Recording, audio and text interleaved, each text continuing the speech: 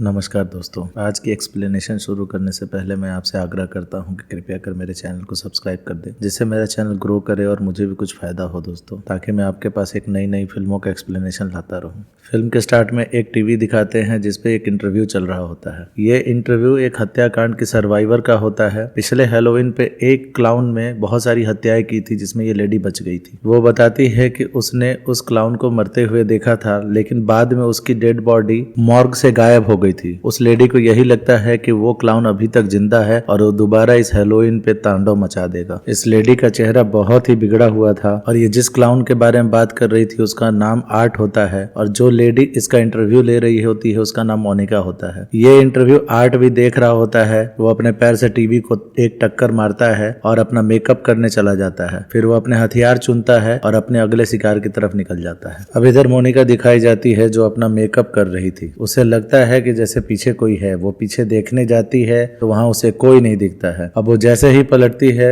वो लेडी जो इंटरव्यू दे रही थी वही आके उसकी आंखों को पकड़ के उसकी आंखें फोड़ के उसको मार डालती है। तभी दो लड़कियों को दिखाते हैं जिसमें एक का नाम डॉन होता है, दूसरी का नाम टेरा होता है। दोनों कहीं जा रही होती हैं। आज हैलोवीन का दिन होता है और दोनों पार्टी करने के लिए निकली हुई होती हैं। अभी दोनों बात करने लगती हैं, तभी आर्ट वहां से गुजरता है। तो इसमें डॉन जो होती है वो आर्ट से मजाक करने लगती है, लेकिन तब तक आर्ट वहां से चला गया होता है। अभी एक पिज्जा रेस्टोरेंट में जाके पिज्जा खा रही होती हैं, तभी आर्ट इनके भी पीछे पीछे वहां पहुंच जाता है। अब आर्ट आके वहां साइड वाली टेबल पे बैठ जाता है और टेरा को घूरने लगता है। टेरा को ये सब अच्छा नहीं लग रहा था, तो डॉन आर्ट के पास जाके सेल्फी क्लिक करती है ताकि टेरा चिल कर सके। तभी आर्ट एक रिंग निकालता है और आके टेरा को पहना देता है। डॉन को ये बहुत क्यूट लगता है और फिर आर्ट वॉशरूम में चला जाता है, जहाँ पे वो कोई कांड कर देता है जिसके चलते रेस्टोरेंट का ओनर उसको बाहर निकाल देता है। थोड़ी देर बाद टेरा और जॉन घर जाने के लिए बाहर निकलते हैं और अपनी कार के पास पहुंचते हैं तो उन्हें पता चलता है उनके कार का टायर पंक्चर है। अब दोनों कार के अंदर बैठ जाते हैं, जहाँ पे टेरा कहती है कि कहीं ये काम उस क्लाउन ने तो नहीं किया क्योंकि उसने हमारी कार देख ली थी। इस पे डॉन कहती है कि जस्ट चिल, ये बस तुम हमेशा इस तरह से क्यों सोचती हो। इस पे टेरा अपनी बहन विक्टोरिया को कॉल लगाती है और उससे हेल्प के लिए बोलती है। इधर आर्ट ने उस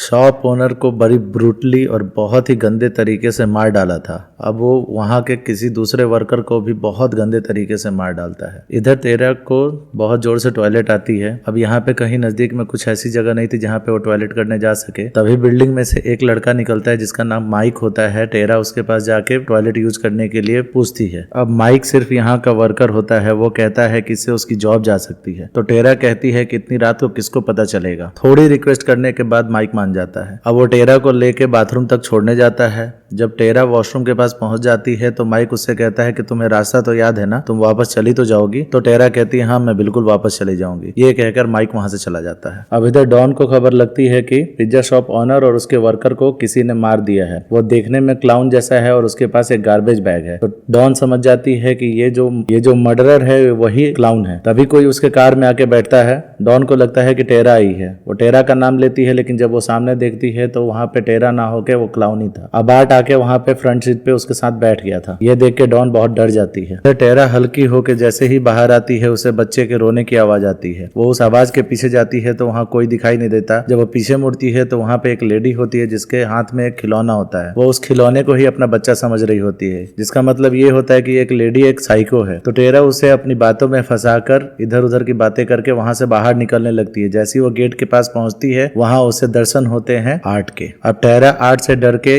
भागने लगती है। भागते भागते वो जाके एक कार के पीछे छिप जाती है। आर्ट भी वहां पहुंच जाता है। वो टेरा को इधर उधर देखता है, लेकिन टेरा उसे नहीं मिलती तो वो वहां से चला जाता है। टेरा को लगता है कि आर्ट यहाँ से चला गया है, तो वो राहत की सांस लेती है। तभी आर्ट आके उसके पैरों में सर्जिकल ब्लेड घुसा देता है। वो उसके पैरों पे कई बार वार करता है। अब आर्ट टेरा को मारने ही वाला होता है, तभी टेरा के हाथ में एक शार्प सा ऑब्जेक्ट आ जाता है। वो आर्ट के पैरों में वो ऑब्जेक्ट घुसा देती है और वहां से भाग जाती है, लेकिन आगे दरवाजा बंद होने के चलते वो बाहर नहीं निकल पाती। अब वो अंदर ही जाके कहीं छुप जाती है। आर्ट भी वहां पहुंच जाता है तो टेरा उसे डिस्ट्रैक्ट करती है। डिस्ट्रैक्ट करने के बाद वो मेन गेट की तरफ भागती है, लेकिन मेन गेट को आर्ट ने ब्लॉक कर दिया था। अब मेन गेट लॉक होने के चलते वो बाहर नहीं निकल पाती। अब उसे माइक का ध्यान आता है तो वो माइक को खोजने के लिए सीढ़ियां चढ़ के ऊपर आने लगती है। उसे माइक दिख भी जाता है। वो माइक को आवाज लगाती है, लेकिन माइक तो गाने सुनने में व्यस्त होता है, वो उसकी आवाज नहीं सुन पाता। तभी पीछे से आर्ट आता है और उसके गले में बेहोशी का इंजेक्शन लगा देता है। टेरा बेहोश हो जाती है। अब टेरा को होश आता है वो चेयर में बंधी पड़ी थी। बगल में ही आर्ट बैठा हुआ था। अब आर्ट अपने हथियार से टेरा को डराता है। थोड़ी देर उसके साथ खेलने के बाद वो सामने जाता है और सामने एक पर्दा था, वो पर्दे को हटाता है तो वहां पे उसने डॉन को उल्टा लटका रखा होता है जो आधी नंगी होती है। अब वो टेरा के सामने ही बुरी तरह से डॉन को टॉर्चर करता है। थोड़ी देर टॉर्चर करने के बाद वो एक आरी उठाता है और बहुत ही गंदे तरीके से उसको दो इक्वल पार्ट्स में डिवाइड कर देता है। अब टेरा किसी तरह से अपने आप को आजाद करती है। आजाद करने के साथ ही वो एक चाकू उठाती है और जाके आर्ट के पीठ में घुसेड़ देती है। उसके बाद जब आर्ट उसे पकड़ने जाता है तो उसे बहुत बुरी तरीके से मारती है। अब यहाँ पे जब आर्ट अधमरा हो जाता है तो वह गन निकालता है और गन निकालने के बाद वो सीधे उस पर गोली चला देता है। वो गोली सीधे जाके टेरा के चेहरे में लगती है, पर चेहरे में गोली लगने के बाद भी वो जिंदा रहती है। अब इधर आर्ट की गोलियां खत्म हो गई थी। अब आर्ट अपनी मैगजीन लेने के लिए जाता है तो वहां उसे डॉन का फोन मिलता है जिसमें विक्टोरिया का मैसेज आया था। विक्टोरिया बिल्डिंग के बाहर पहुंच चुकी थी तो वो उसे मैसेज करके कहता है कि तुम पीछे से आ जाओ। अब वो वापस टेरा के पास आता है और मैगजीन की सारी गोलियां उसके सिर में मार देता है। टेरा की वहीं मौत हो जाती है। ये सारी चीजें वो साइको लेडी देख रही थी। आर्ट उसकी तरफ मुस्कुरा के देखता है। अब वो साइको लेडी माइक के पास जाती है और माइक को सारी बातें बताती है। अब माइक को उस पागल औरत पे विश्वास नहीं होता है, लेकिन वो नीचे जाता है। नीचे जाने के बाद वो किसी को कॉल करने लगता है, तभी पीछे से आर्ट आता है और हथौड़े से उसका सिर फोड़ देता है। अब वो साइको लेडी अपना डॉल लेने के लिए जाती है तो उसका डॉल वहां पे उसे नहीं मिलता है। वो थोड़ा आगे बढ़ती है तो देखती है कि आर्ट उसके डॉल को लेके एज ए बेबी खिला रहा होता है। तो वो लेडी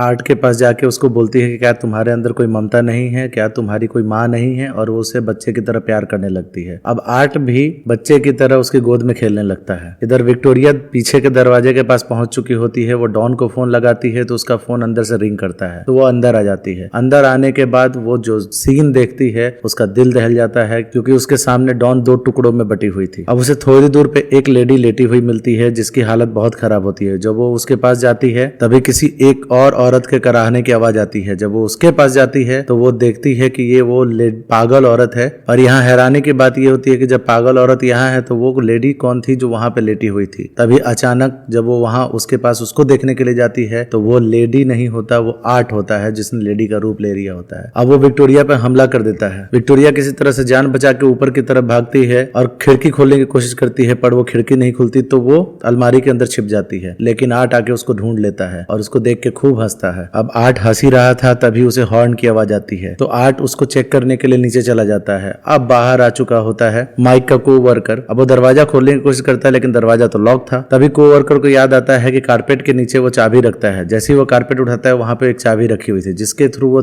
दरवाजा के लॉक को खोल के अंदर आ जाता है। अंदर आने के बाद उसे खून के निशान मिलते हैं। वो झुक के खून के निशान को चेक करने लगता है। तभी आर्ट वहां पे आता है और सीधे एक चाकू का वार उसके सिर में कर देता है। और आर्ट यही नहीं रुकता, वो उस चाकू से उसका सर ही धड़ से अलग कर देता है। अब विक्टोरिया यहाँ से भागने की कोशिश कर रही होती है लेकिन उसे कोई जगह नहीं मिलती जहां से वो भाग जाए। और यहाँ पे आर्ट एक बेबी साइकिल को चला के उसे डरा रहा होता है। तभी वो बेबी साइकिल गिर जाती हो और आर्ट वहां से गायब हो जाता है और वो ठीक विक्टोरिया के पीछे पहुंच जाता है और जहां पे वो पॉलिथीन से वो विक्टोरिया के चेहरे को पकड़ लेता है। विक्टोरिया अब सांस नहीं ले पाती लेकिन जैसे तैसे वो अपने आप को बचाती है। उसे सामने एक बड़ी सी कील दिखती है, वो कील उठाती है और सीधे आर्ट के पैरों में मार देती है। अब वो भागती हुई आगे बढ़ती है जहां पे वो पहुंच जाती है टेरा के पास। टेरा की ये हालत देखकर वो रोने लगती है और सदम जाती है। तभी आर्ट वहां आ जाता है और वो विक्टोरिया पे हमला करना शुरू कर देता है। तभी एक चमत्कार होता है, माइक आ जाता है। हाँ, माइक मरा नहीं होता। माइक आता है और पीछे से आर्ट पे हमला करता है। आर्ट पे हमला करने के बाद वो विक्की को उठाता है। विक्की को उठा के वो एक कमरे में लेके जाता है जहां पे विक्की की हालत बहुत ही खराब हो रखी थी। उसी कमरे से माइक पुलिस को फोन करके सारी बातें बताता है। सारी बातें बताने के बाद वो विक्टोरिया को लेकर इमरजेंसी रूम में जाने लगता है, पर आर्ट ने इमरजेंसी रूम को भी लॉक कर दिया रहता है। अब वो कोई जुगाड़ लगाता है ताकि वो इमरजेंसी रूम को खोल सके। तभी पीछे से आर्ट आ जाता है और उसे बुरी तरह से मारता है और उसका चेहरा बिगाड़ देता है। फिर उसके बाद उसके चेहरे को कुचल के उसका भी काम तमाम कर देता है। अब इधर विक्टोरिया ये सब देखती है, उसके पास कहां से ताकत आती है। वो जाती है और पाइप से दरवाजा तोड़ने लगती है। अब उस दरवाजे का लॉक खुल जाता है लेकिन तभी आर्ट आके विक्टोरिया को पीछे से पकड़ लेता है। विक्टोरिया बहुत तिल मिलाती है लेकिन उसके पास कहां से वो शक्ति आती है। वो सीधे एक उंगली उसके आंखों में घुसेड़ के उसकी आंख को फोड़ देती है और दरवाजा खोल के बाहर चली आती है और बाहर से दरवाजे को लॉक कर देती है। लेकिन वो दरवाजा थोड़ा सा खुला रह गया था जिसके थ्रू आर्ट उस पर हमला कर देता है। अब विक्की अपनी बची खुची ताकत लगा के उससे बचती है, तब तक पुलिस वहां आ जाती है। लेकिन तभी आर्ट अपनी कार से उस दरवाजे को ही तोड़ के बाहर आ जाता है जिसके झटके से विक्टोरिया बेहोश हो जाती है। अब जब पुलिस वहां आती है तब आर्ट उसके चेहरे को खा रहा होता है। पुलिस उसको सरेंडर करने के लिए कहती है लेकिन वो सरेंडर मैटर नहीं करता और अपनी ही गोली से अपने आप को गोली मार देता है। अब पुलिस चेक करती है तो विक्टोरिया की सांसें चल रही होती हैं। वो उसको लेके हॉस्पिटल आते हैं। अब यहाँ पे डॉक्टर सारी बॉडीज को चेक कर रहा होता है। जब वो आर्ट की बॉडी का बैग खोलता है तो आर्ट अभी भी स्माइल ही कर रहा होता है। तभी वहां की लाइटें जलने बुझने लगती है और आर्ट उठ खड़ा होता है और डॉक्टर का गला पकड़ लेता है। इसका मतलब आर्ट अभी तक नहीं मरा है। अब 1 साल बाद का सीन दिखाया जाता है जहां पे विक्टोरिया किसी इंटरव्यू को देने जाने वाली होती है। अब विक्टोरिया का जब चेहरा दिखाया जाता है तो उसका चेहरा बिल्कुल वैसा ही होता है जैसा शुरुआत में दिखाई हुई लेडी का होता है। यानी अब ये कहानी दोबारा दोहराई जाएगी। अब दोस्तों इंतजार करिए टेरिफायर 2 का। धन्यवाद।